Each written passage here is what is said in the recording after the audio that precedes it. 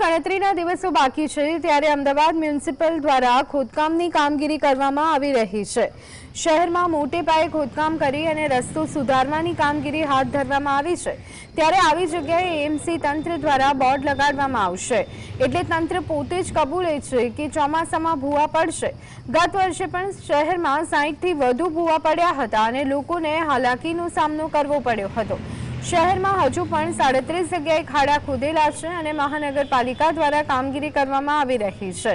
ચોમાસું નજીક છે છતાં પણ કામગીરી પૂર્ણ થઈ ન હોવાના આક્ષેપ છે। વોટર એન્ડ સ્ટોરેજ કમિટીની બેઠકમાં આ અંગે ચર્ચા કરવામાં આવી છે। જ્યાં પણ ખાડા અને ભૂવા પડે ત્યાં તાત્કાલિક બેરિકેડ કરવામાં આવશે। વોટર લોગિન સપોર્ટ પર જઈ અને કચરો દૂર કરી અને પાણીનો ઝડપથી નિકાલ કરવાની સૂચના આપવામાં આવી છે।